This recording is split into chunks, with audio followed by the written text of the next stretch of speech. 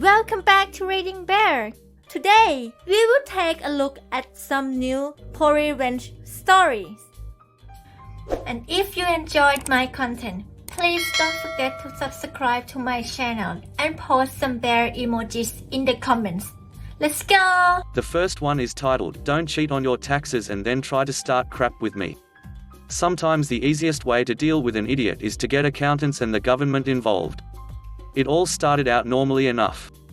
Through some acquaintances, my so and I met a couple that had just recently moved close to where we were living. We attended their housewarming and spent a few other nights hanging out. It'd really be nothing to write home about if my so hadn't come to me asking me why the guy in this other couple messaged him, letting him know that his girlfriend was convinced that I was trying to steal her boyfriend. If that sentence left you confused, I was too. The girlfriend didn't say a word to me, but spun some tale to her boyfriend, who also didn't say anything to me, but started messaging my so this nonsense. The boyfriend. Unattractive doesn't describe him, but it starts to come close. If he was the last man on earth, I'd become very familiar with my right hand. As you might imagine, it's hard to definitely prove that you didn't do something, and it wasn't just flirting that I apparently engaged in according to them. I was apparently running my mouth about all sorts of stuff and causing issues for them. I apparently told nameless others that he was cheating on her and that she was cheating on him and that she was only in it for the money, and on and on. I'm saying nameless because they were never produced. Because it never happened. I'm convinced that it was something she made up. It became a they said, she said with my so in the middle. I honestly didn't do any of the crap that I got accused of. It was all catching me totally off guard. I told them to get off and broke all ties. 2 months later, I get a message asking me why I was sending snail mail letters to the boyfriend's mother, implying that the girlfriend was an exotic dancer and a call girl. I didn't know the mother or the address and thought that the girlfriend was a drama queen, but not a streetwalker. This time I'd really had enough. I didn't want them and their drama making regular reappearances in my life. A conversation that I'd overheard between the boyfriend and another guy popped into my head while I was seeing red. The boyfriend owned his own company and had been bragging about how he didn't pay his taxes, and neither did his company. I know my way around the internet a little bit, so I started researching him and his company. I took screenshots of what I found, which included 2 different instances of him confessing to the tax evasions on social media sites. I read far too many comment threads and posts of his and discovered his presence on some eye-raising sites in the process. I took what I had and both mailed hard copies to a few local IRS criminal investigator agents, as well as emailed it to them. After I was done looking up the boyfriend and his companies, I started looking up the information of people in the local IRS office who would be tasked with investigating him. I corresponded with one of the IRS agents briefly, and then there was a silent pause in which I'd considered it all going nowhere. And then I heard it through the grapevine. IRS agents had shown up at his home. They had investigated him and his company. Together he owed something close to $2 million in back taxes. It had been years since he'd paid both. He ended up having to downsize his lifestyle a bit to start making the payments. I know he'd started hiding some of his assets by putting them in her name, so I know that the girlfriend got dragged into the investigation too. I think that it all freaked his girlfriend out and stressed their relationship, because she ended up leaving him shortly after it all started. I still honestly don't understand what the point of all of the accusations was. My so doesn't have any insights either. I know I probably should have directed more of my efforts towards the girlfriend. But he was the one who unknowingly and unintentionally gave me some nice ammunition to extract some revenge against the both of them. He's now working to pay what he owes, and she's now living at home and working in retail. They don't talk. I haven't heard a peep from either one of them for the last almost 2 years, so I'm satisfied with how things ended. They don't know that it was me who gave the IRS much of what they needed. The next one is titled, "Make Me Give Up My Cat to Go to an Unhappy Home? I Will Ruin You." I was born to young parents. My dad was 22 and my mum was 20. My dad walked out on us very shortly after my birth, and it was just me and my mum. When I was 7, we got a kitten. When I was 15, she met this guy and he very quickly invited us into his home. We never had much money, and lived in the hood, while he was the type of guy who would buy a $5,000 TV just because he felt like it. He had a dog and was allergic to cats, so my mum made me give up my cat to one of her dear friends to move there. He worked very hard to make us feel at home, and I was very happy despite being a little disappointed about giving up my best friend in the world. He got us a new dog that was supposed to be my dog, but he became his anyway. They were trying to have a baby for a while and he finally got her knocked up. Then he became awful. He came up with all these stupid reasons on why I was a bad kid even though I was a fairly good, and said if my mum didn't figure out a way to get me out of his house he was gonna kick us both out and take the baby when it was born. And he kept saying if I did stay he was kicking down my door and screaming at me and making me do hard labor. My mum ended up having to send me to live with my shitty deadbeat dad, who was also awful but was also the lesser of two evils to my stepdad. I lived in a big city with a very nice zoo I had been volunteering at since I was 12, and my mum came to pick me up and drive me there and back on my work days. When I turned 16 I was deemed too old to be a youth volunteer anymore and was offered a job there but had to decline. My baby brother was also born that year. Luckily I got a job at the local veterinarian's office.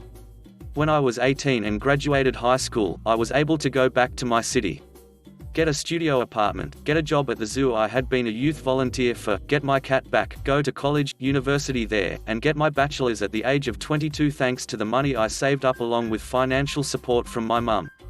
I then landed my dream job as a zoologist for the zoo I already had a part-time job at. I soon moved out of my apartment and was able to get a house in the nice part of town with my cat and was in a fairly good place financially. My mum resented my stepdad by then because of all the stuff he had done, and I offered to get her a lawyer for the custody battle and come to my place. She said she didn't want to have to dump him off there alone every other weekend while he was still a small child. I asked her how old she wanted him to be before she would consider that. She said 10. 4 years later, when I was 26, he was 10. So everything came into fruition. She left him and moved into my place, and I paid thousands of dollars for a top-notch lawyer.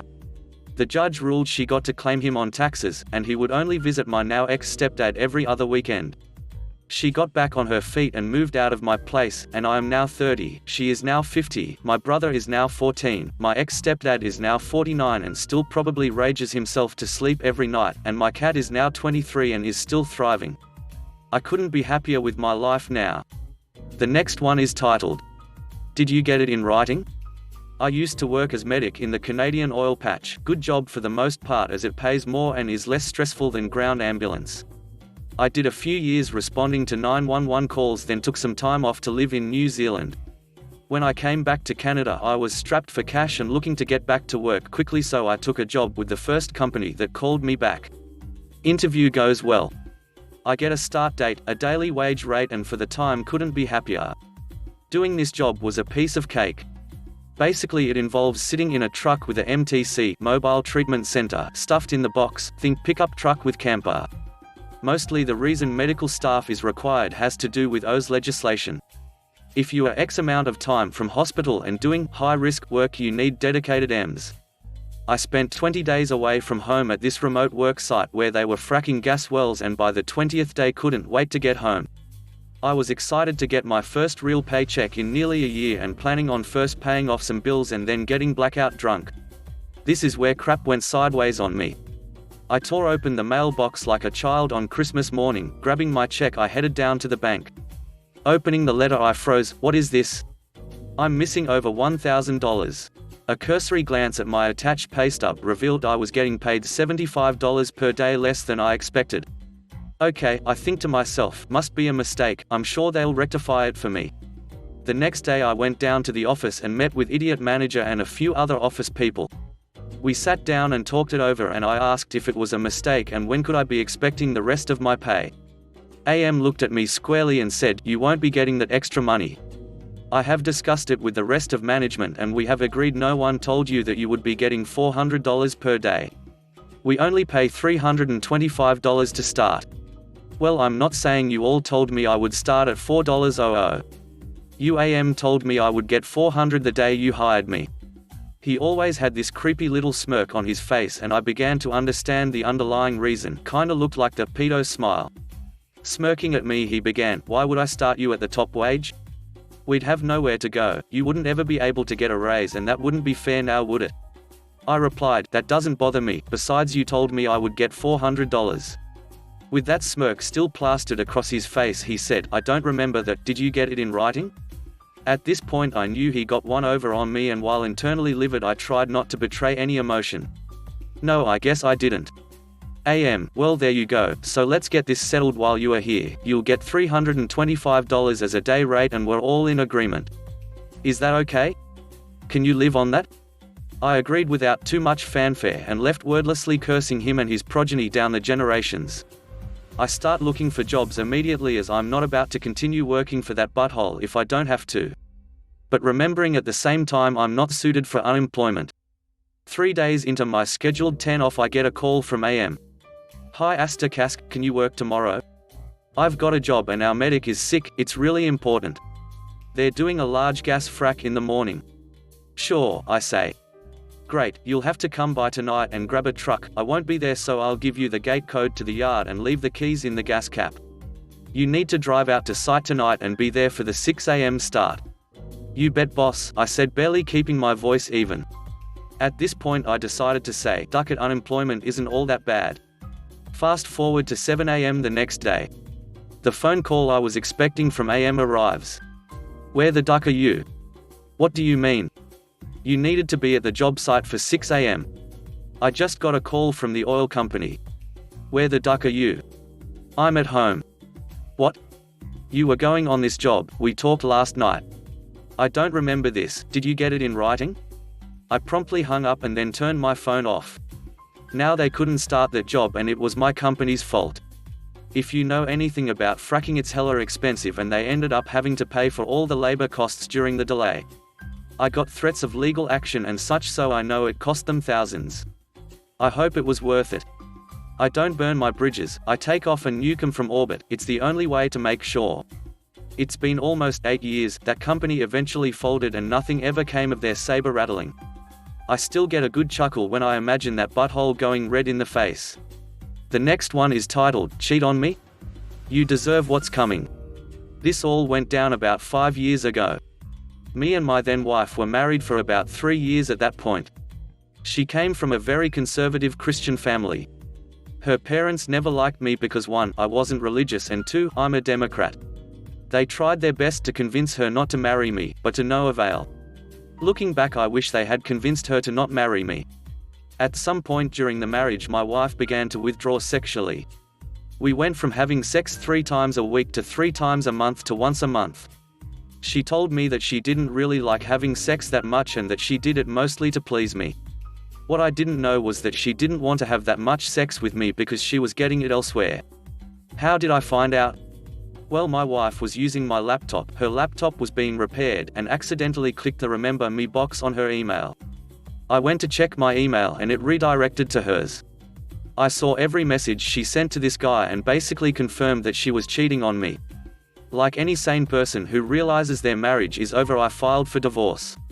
Also, I alerted the other man's girlfriend and she promptly dumped him. Now, like I stated before, her parents never really liked me. When they found out I was divorcing her, they went ballistic. Apparently she lied to them and said that I cheated on her. I kept getting hateful emails from them every other week. After our divorce was final, I told her parents that she cheated on me and sent them proof. Her dad emailed me saying he was sorry and that he's disappointed in his daughter. All I replied with was, well, now you know what kind of person your daughter is. Never contact me again. Neither of them have contacted me since. About a year after our divorce, I get a long email from my ex with the subject as thanks. I thought it would be some sort of thank you letter, but it was far from that. Some of it read like this: thanks for making my parents hate me. Thanks for driving me to cheat on you. Thanks for ruining my life. That was the last I ever heard of her. Her parents disowned her and she was the shame of the small town she came from. According to Facebook, she now lives in Australia, but considering she hasn't posted anything in 3 years, I might be wrong. Also, remember the girlfriend of the guy my wife was cheating on me with? That woman is now my fiancé. I win. The next one is titled, Housemates Get Me Evicted So I Get Them Evicted. I was renting a single room in a shared house. The landlady was an older and conservative lady. The tenants were me, a young woman, a young man and an elderly man. The young man ended up going to prison about 2 weeks after I moved in because of repeated driving-related offenses. He kept his lease because he had his rent paid for him. I did not get on with him at all because he liked to drink and take drugs all the time and was a complete idiot. The young woman I got on well with and we became good friends, or so I thought at the time. We knew each other's past somewhat, and while completely different, we had having a crap past in common. She had only moved in a fortnight before me, it turned out. She started working as an escort, legal prostitute basically, but I didn't really care. She can do what she wants, and apparently she had done it before in the past, but her family found out. The old guy isn't really relevant. The young guy was coming out of prison that week and I was having mental issues about it. I ended up drinking more than I normally would and was very restless and nervous. The young woman became very friendly with the young man to the extent that they started having sex, despite already being in separate relationships, and eventually told him some of my past, which he in turn told to the landlady, who promptly ended the lease. It ended on the 31st and this went down on the 30th night, 31st morning, so it was just a case of not renewing. With all the info I knew about the young man, I promptly contacted someone I knew in the probation service about him taking drugs and he was recalled. You spend the second half of your prison sentence on probation. I also told the landlady and he was subsequently evicted. Now the young girl on the other hand I knew more about. It turned out she'd lied to me quite a bit, but not with everything. I contacted her boyfriend and sent him a sound recording of the two housemates ducking and informed him that she was working as a prostitute. I also checked her Facebook and contacted both of her divorced parents and told them the same thing, but I also told them that she was planning on going on a coke binge because she'd said that was what she had been booked for the next weekend with a regular. I also told the landlady and she was evicted too. Her parents basically disowned her again and stopped supporting her. She's still with her boyfriend it seems, but she's living much worse off before, and because it's in the middle of nowhere she's not getting much work and doing poorly on adult websites. All in all, I lost my accommodation, but one got sent back to prison and the other is on the verge of being homeless. The next one is titled, "This Teacher Caught His Cheaters Red-Handed and They Got Exactly What They Deserved." I'm a professor. Many years ago, I had a small cluster of students in one course that I strongly suspected were cheating. Scattered evidence suggested that they had knowledge of my test content ahead of time. I don't let my students keep their test copies, and I rewrite my tests every semester, so this was puzzling. I determined that the most likely way they were cheating was during the photocopying process, so I set out to test that possibility first. When the next test in the course was getting close, I left the previous semester's version of the test in the photocopy room as bait. I then rewrote the new version of the test, keeping page 1 the same to avoid raising suspicions on test day, but otherwise completely revising the questions. I made the new copies on another department's copier the morning of the test. Sure enough, when I graded the test I found that my cheaters all had perfect scores on the page 1 questions, but then bombed all subsequent questions to varying degrees.